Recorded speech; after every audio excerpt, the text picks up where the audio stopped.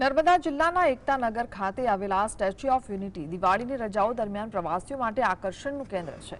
શનિવારે 25,000થી વધુ પ્રવાસીઓ સ્ટેચ્યુ ઓફ યુનિટી ખાતે ફરવા માટે પહોંચ્યા હતા। પ્રવાસીઓ માટે વિશેષ આકર્ષણ તરીકે એકતા ઝૂ, બોટ સેવા, ક્રૂઝ સેવા પણ શરૂ કરવામાં આવી છે, જેમાં પ્રવાસીઓને નર્મદા મૈયાના જળમાર્ગે સ્ટેચ્યુ ઓફ યુનિટી સુધી લઈ જવામાં આવે છે અને ત્યારબાદ નર્મદા નદીના કિનારે પરત લાવવામાં આવે છે।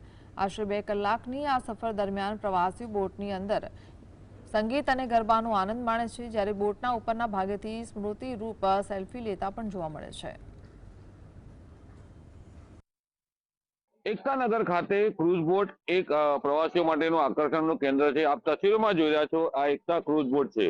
ભારતના વડાપ્રધાન નરેન્દ્રભાઈ મોદીનો ડ્રીમ પ્રોજેક્ટ હતો અને જે નર્મદા નદી છે તેમાં જે પ્રવાસીઓ છે તે 2 કલાક સુધી બોટનો આનંદ માણે તેના માટે એકતા ક્રૂઝ બોટ શરૂ કરવામાં આવી હતી। આપ તસવીરોમાં જોઈ રહ્યા છો, દિવાળીના વેકેશનને લઈને પ્રવાસીઓનો ભારે ઘસારો છે।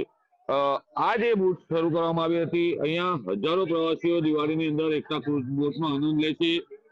મહત્વની બાબત એ છે કે 2 કલાક સુધી નર્મદા નદીમાં આ બોટ ચાલે છે અને પ્રવાસીઓને સ્ટેચ્યુ ઓફ યુનિટી સુધી, સરદાર વલ્લભભાઈ પટેલના ચરણો સુધી લઈ જવામાં આવે છે અને ત્યારબાદ પરત લાવવામાં આવે છે। આ બોટની અંદર, એકતા ક્રૂઝ બોટની અંદર ડાન્સ, ગરબા સહિતના કાર્યક્રમો થાય છે। 2 કલાક સુધી પ્રવાસીઓ આનો ભરપૂર આનંદ માણે છે। દિવાળીના વેકેશનમાં પ્રવાસીઓ મોટી સંખ્યામાં ઉમટી પડ્યા છે। રફીક ધણીવાલા, GSTV, નર્મદા।